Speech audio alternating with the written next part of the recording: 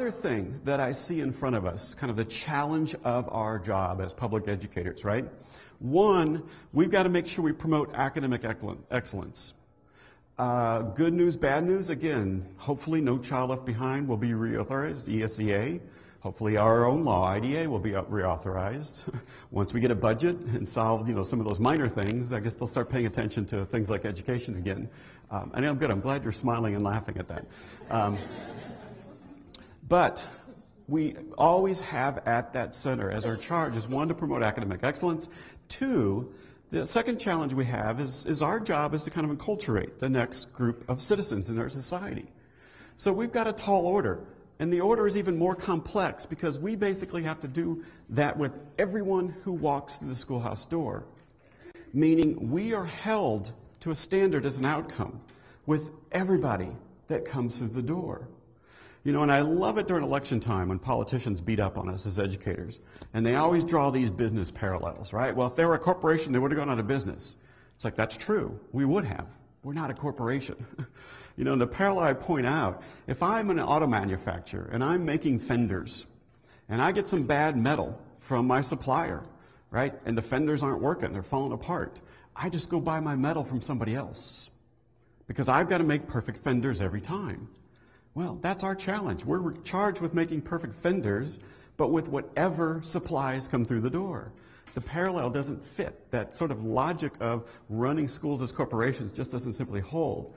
And the reason that I share this, and the reason I point this out, and the reason, yes, you know this, because the other key essential piece of schoolwide PBS is you match what it looks like in your school based on your challenges, not a standard.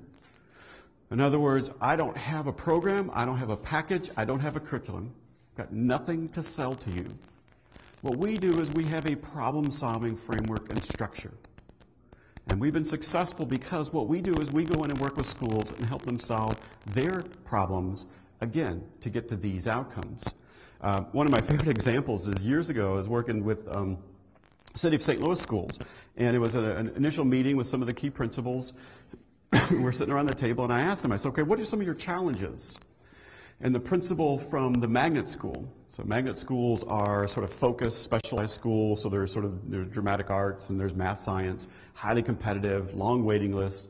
Well, the principal from the magnet high school said, well, our biggest problem are kids leaving their book bags in the hallway. That was their biggest behavior problem. And the principal from the public school sort of looked at her and was thinking, well, man, we'd be worried they'd be ticking, right? They're left in the hallway.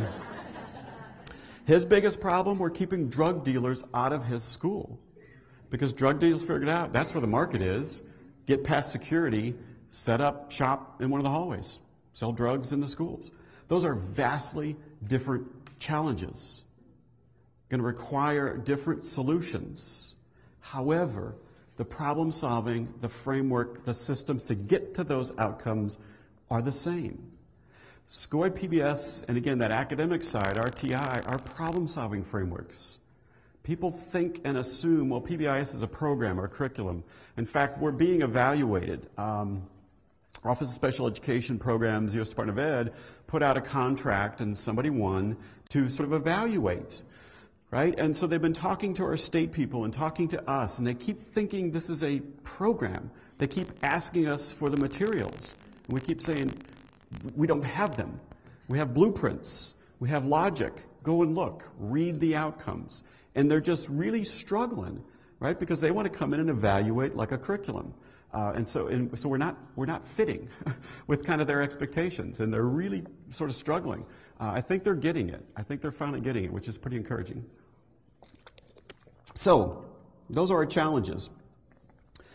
Thinking about how we meld this with what's already going on across your state. So